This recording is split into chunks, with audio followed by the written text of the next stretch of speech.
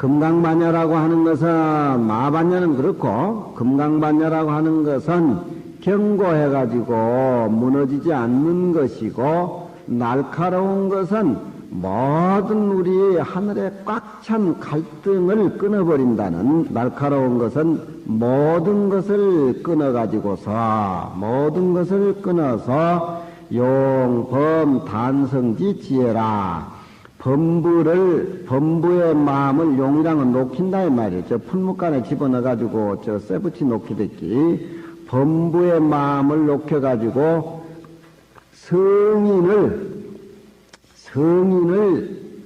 성인으로 단련시켜주는 지혜의 뿌리다 그겁니다. 범부를 녹여가지고 성인을 단련시키는, 성인으로 만드는, 단련하는 그런 지혜이다. 금강반야가 그렇다 그겁니다. 간략히 해석해보자면 그렇게 해석을 붙일 수가 있다. 바람일이라고 하는 것은 전덕에 이른다고 하는 것은 이와 같은 이치를 깨닫고 여시 행하여 이와 같은 행을 행해서 저 앞에 구체적으로 해석한 일단 고명 소소 영영한 자리, 이와 같은 뜻을 깨닫고 이와 같은 행시를 행해서, 밑에 행자는 행시란 명사로 봐주고 위에 행자는 동사로 봐가지고 이와 같은 행시를 행해서 초이사에 하며 이 두 죽음의 바다를 초월하며, 이사라고 하는 것은 분단생사, 변혁생사라고 그러지.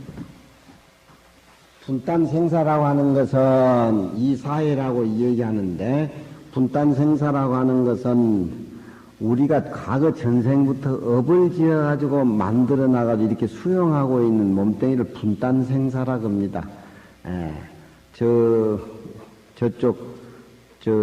선제 어머니하고 선제 아버지 얼굴을 봐. 다 분단생사. 그 옆에 앉아있는 다 모습이 다 틀리지.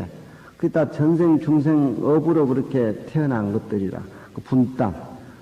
덩어리가 져가지고 다 다르잖아. 눈의 모습, 코의 모습, 생각하는 차이.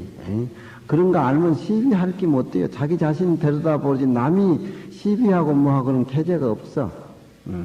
약견 탑이면 자비는 각시 자라. 다른 사람의 허물을 보게 된다라고 하면 자기의 허물은 접어둬버리기 때문에 생전 고쳐지지를 않는다며. 불쌍한 사람이라. 영감 허물을 보기 시작하면 자기 허물은 접어도 그건 인간이 안 되는 일이지. 영감 허물을 자기 허물로, 자기 허물이라는 걸 생각할 적에 같이 공동 부부체가 살아나는 기라. 그러니까 분단생사란 말은, 분단이란 말은 따닥따닥 덩어리가 져 있다 이 말이야. 업에 의해서 받은 우리 중생의 몸은 분단생사라. 딱딱 분단이 돼가지고 나서 죽는다.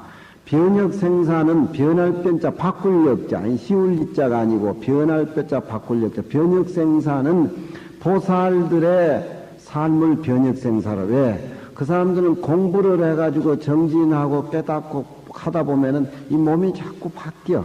몸이 자꾸. 그래서 보살이 공부를 해가지고 부처가 되기까지에 받아난 몸을 자꾸 변하고 바뀌어진다 그래야죠. 우리는 이 모습이 변해져야 돼. 업의 테두리 속에서 곽순이 같이 역류를 해야 돼. 수울류를 하면 안 된다 이 말이야. 수울류라고 하는 것은 우리 몸뚱이에 내가 아첨하고 우리 안입이 설신의 색성상 미초법에 아첨해가지고 사는 우리 냄새나는 우리 몸뚱이. 그러니까 항상 그 선방에서는 추피대자주라, 냄새나는 똥자루라고. 냄새나는 똥자루. 냄새나는 똥자루 안고 다니면서 자기가 뭐 그렇게 똑똑하고 할 거 없어. 그러니까 변혁생사라고 하는 것은 우리 마음이 깨달아가지고 본내망상을 퇴치시키고 역류로 올라가는 시시각각 변해가지고 바뀌어지는 생사. 그러니까 우리가 공부하는 금강경, 공부하는 이 법회도 우리는 변혁생사의 과정을 받고 있어. 몸은 이렇게 받아 나왔지만 생각이 강의를 들으면서 자꾸 바뀌어지고 깨닫고 바른 대로 옮아가고 그런 차원으로. 변혁생사, 초이사에, 그러니 참 바람일이라고 하는 것은 분단생산이 변혁생산이 애시당초 그걸 초월하며 달 삼덕아 나며 삼덕의 언덕에 도달하며, 삼덕은 열반 삼덕이라 해가지고 법신덕, 반야덕, 해탈덕 그래요. 우리 부처님과 나 둘이 아닌 법신의 자리를 모르고 살기 때문에 법신 자리를 우리는 망각하고 삽니다. 법신 자리를 망각하고 때묻은 삶을 살다 보니까 우리 지혜가 되살아날 수가 없고 하나의 무명으로 싹이 트게 되는 겁니다. 무명으로서 우리가 세상 삶을 살다 보면 모두 걸려가지고 여기저기 걸려가지고 전부 업에 의해서 엉켜지는 것들이죠. 그러니까 여기 열반삼덕이라고 하는 것은 부처님과 나 원래 둘이 아닌 법신의 항사 공덕이 갖춰져 있는 법신의 본래 그 모습의 덕을 내가 수용하게 되고 또 법신 자리는 모습으로 나타나지고 텅 비어있고 진여의 본래 모습 그 자리이기 때문에 법신 자리를 수용하게 되면 거기서 지혜가 우러나가지고 반야의 덕을 수용을 하게끔 되어 있어요. 반야라고 하는 것은 흔히 해가 하늘이 맑은 개고 나면 보름달이 오르는 그런 그 달을 의미를 많이 하고 있습니다. 그건 비유는 어디까지나 비유로 그렇게 들어야 돼요. 강이 천개면은 달이 천개고 강이 만개면 달이 만개죠. 달이라고 하는 것이 강에 비치겠다 싶어서 강에 내려와서 비친 게 아니고 또 갈 때도 내가 가겠다 하고 걷어서 가는 것이 아닙니다.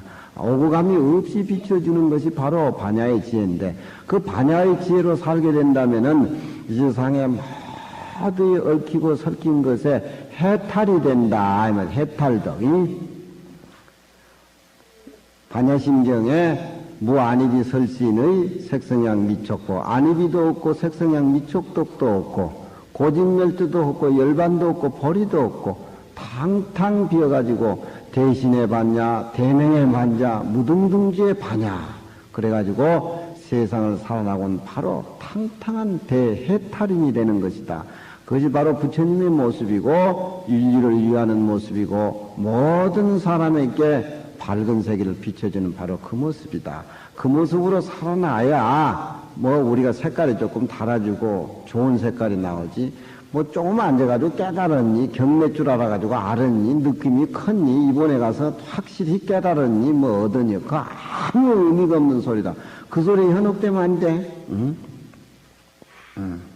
그래서 최종적으로 우리 본래 살림살이를 찾아먹는 법신덕 거기서 우러나오는 반야의 지혜로 이상의 모든 것을 해탈해버리는 마치 백정이 19년 동안 19년 동안 소를 잡았지만 반야의 지혜로 살다 보니까 소를 잡으면 공간을 이용을 해. 공간. 소를 잡는데 공간을 이용한다 이 말. 그래서 19년 동안 소를 잡아도 온전한 소를 한 마리도 못 봤다. 소가 다 분해가 돼버리. 우리가 반야의 지혜로 세상을 살아나가면은 안입이설신이 색성양 미촉법으로 살아서 꼼짝달싹 못하는 이 아상이상 중생세계에 공안 이치를 깨닫고 나면은 해탈의 삶의 이치를 세동 터득하는 기라. 삼덕이 언덕의 이름이니라.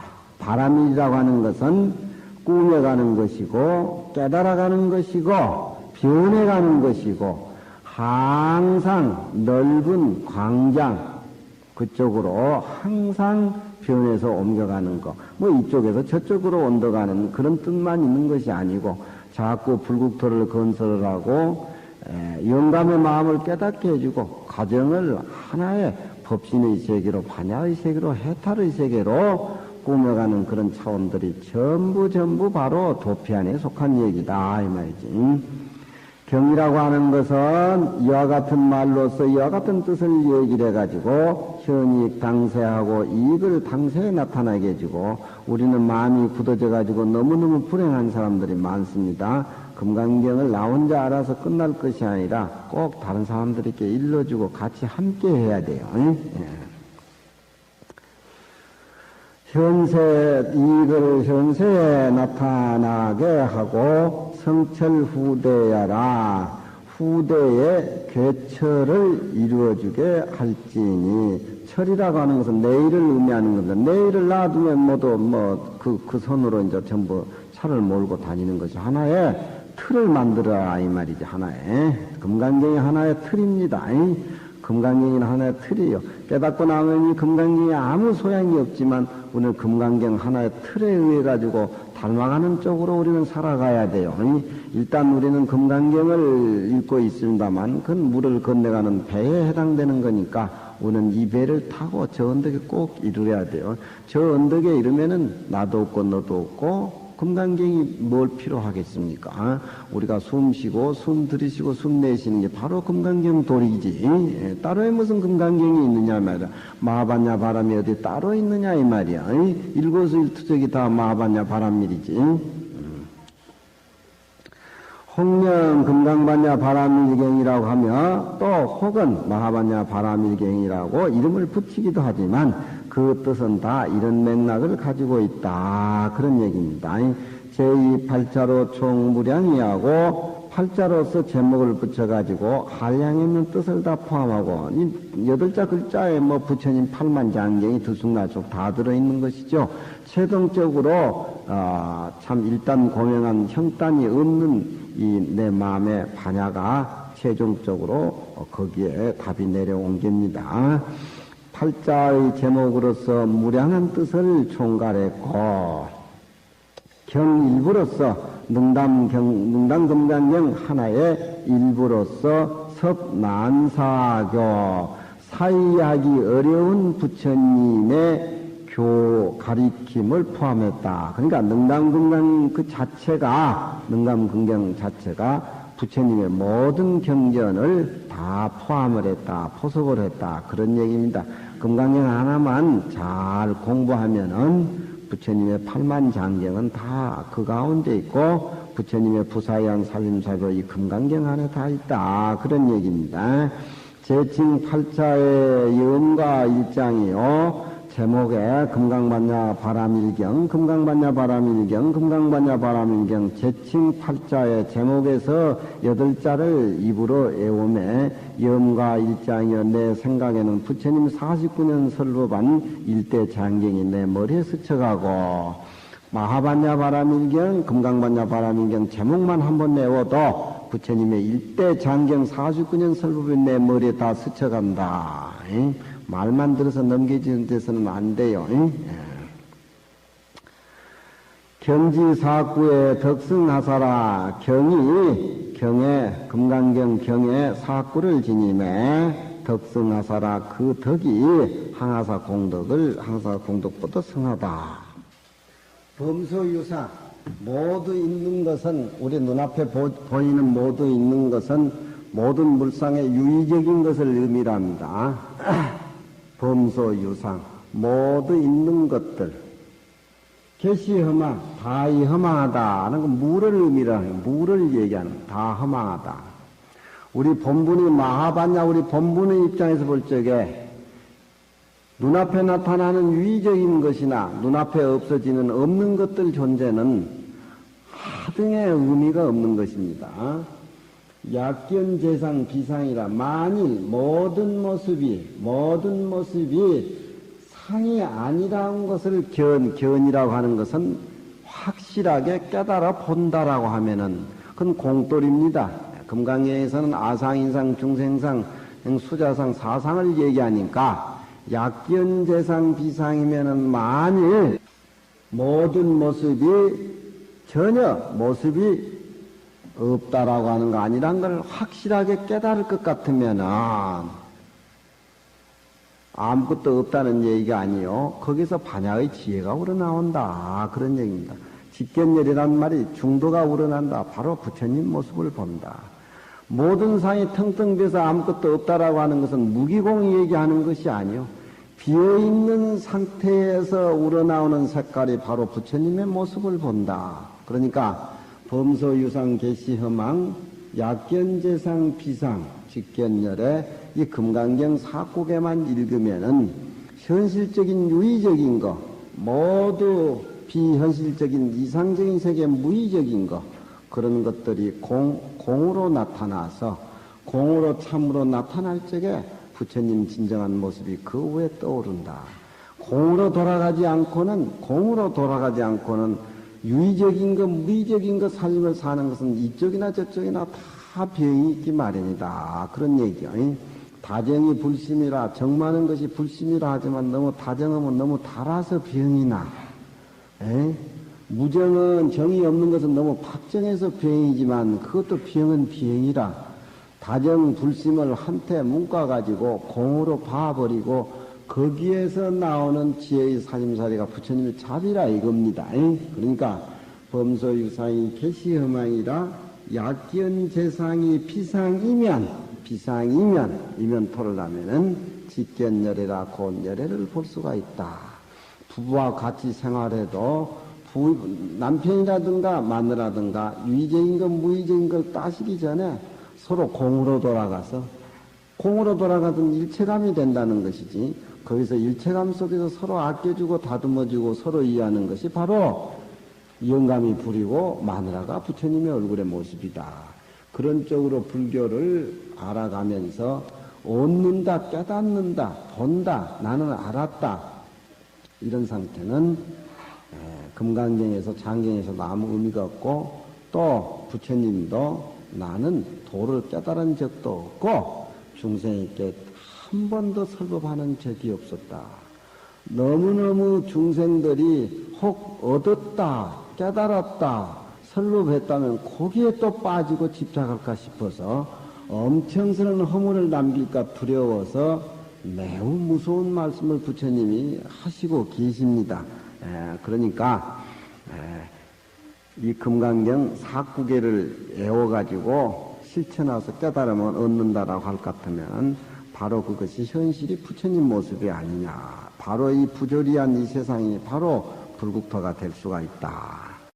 경에 4구를 지님의 덕이 항아사 모래알보다도 더 수승하다 하는 얘기가 바로 그런 뜻을 가지고 있다.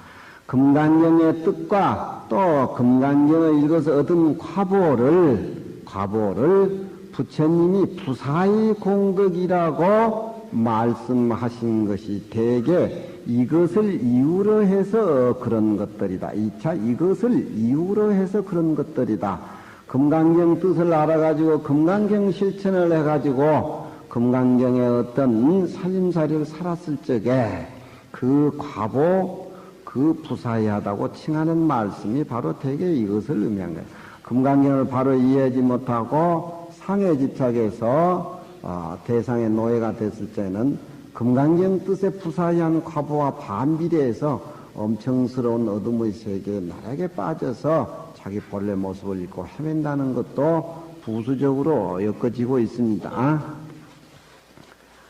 그러나 이것은 앞에 금강반야 바라밀레가 서리하는 앞에 모든 얘기들은 교학적인 것을 잡아서 논리를 전개했을 뿐이거니와 이 하머 스님은 이 금강경 5가위를 서리를 하신 분이기 때문에 마지막 교학적으로 제목을 금강반야 바라밀경 마하반야 바라밀경을 말씀하셨지만 교학적으로는 그렇게 얘기를 잡아서 할 수가 있지만 마지막으로 선적인 의미에다가 다시 머리를 돌려서 해석해 보자면은 다모디 교를 잡아서 논리를 전개했을 뿐이거니와 이자는 뿐이란 말을 강조해 주는 조사입니다. 뿐이거니와 만일 조정문화의 일권의 경을 잡아서 조정문화는 조사의 종통이니까 선종을 의미하는 겁니다. 불교는 부처님의 가르침이고 조정은 조사의 종지를 토대로 한다니까 선적 의미를 부과한다는 그런 얘기입니다. 만일 조정문화의 한 권의 경을 잡아서 말할진된 입식 출식의 상전경이요 숨을 들이쉬고 숨을 내쉴 적에 항상 금강경 한 권이 왔다 갔다 하는 겁니다. 또 숭함 또 그러다가 또 내 코에는 금강경 600부가 왔다 갔다 한다고 또 그래 그 수용하면 되지 뭐. 입식 출식에 항상 경이 굴려 나오거니와 전이란 말은 경이 그렇게 쏟아져 나온다 그런 얘기입니다. 선적 의미라고 선이라고 하는 것은 밀가루로 우리가 수제비를 만들고 빵을 만들고 뭐 온갖 좋은 음식을 다 만들지만 빵, 무슨 빵, 이런 건 교학적이고 선은 밀가루 하면 다 통해요. 밀가루 하면 다. 선은 금덩어리 이래지만 교학적으로는 귀걸이라든가 시계라든가 뭐 별별 그 장식품 자체를 교학적으로는 구체적으로 논해가지고 나중에 금의 귀석을 시키지만 선에서는 금 하나면 그걸로 통하는 겁니다. 경 하나면 우리 마음을 두고 얘기하는 것이지. 만일 조정문화 일경론을 잡아서 그것을 말할진대 입식 출식에 항상 금강경을 굴르거니 어찌 형상을 지묵으로 만들물 형상을 지묵으로 금강경 도리를 책에 써내가 지묵은 책이지요. 책을 써내가지고 만들물 기다린 연후에 형상은 목적이고 지묵으로 만든 연후에 의해 가지고 할 때는 지묵은 목적 보호가 되겠죠. 어찌 형상을 지묵으로 만들매 의해함을 기다린 연후에 이 경제야 한 권의 금강경이라고 이 얘기를 하겠느냐. 그런 느진한 소리는 경하고 뜻이 거리가 너무너무 멀다. 소위로 그런 까닭으로 고인이 말씀하사되 반야바라밀경이여 이 경은 반야바라밀이여 이 경은 부처님이 21동안 설한 이 경전은 비성색이연을 색깔이라든가 소리가 아니여 색이는 모습이고 소리는 소리를 들을 수 있는 것들이죠. 그러니까 이 금강경은 소리라든가 색깔이라든가 소리가 아니야. 그건 인간 세상에서 하는 소리와 색깔이지. 이 금강경은 색상을 초월한 데서 색성으로 표현할 수가 없어. 어느 문자가 끊어지고 다 비어있는 이 경 자체는 색성이 아니거늘 그 범어책을 가져다가 중국에 와가지고 당나라 말에 만번역 부질없이 번역했으며 번역했다고도 아무 의미가 없어. 금강경이라는 종이 쪼가리가 아니기 때문에 색성이 아니여. 그냥 번역한 것이고 부질없는 번역이요. 또 범어에도 반야라고 하는 범에도 억질로 이름을 뒀습니다. 억질로 이름을 붙인 것이지 반야라는 그 말 자체는 억지로 이름을 붙인 것이지 다 성색을 초월한 내용들이다 이 말이야. 그러면은 선적인 의미로 봤을 적에 금강경을 어떻게 얘기를 해야 되느냐 이 말이야. 소리도 아니고 빛깔도 아니고 입식 출식에 코끝에서 금강경 600부 금강경이 쑥쑥 들어갔다 나왔다 하고 그러면 금강경을 뭐 어떻게 이해하게 되느냐 현실적으로 난감하지 않느냐. 금강경의 맛을 어떻게 느껴야 되느냐 선적인 의미에서 선적인 차원에서 교학적으로는 다 끌어와가지고 해석을 나누어 놨지만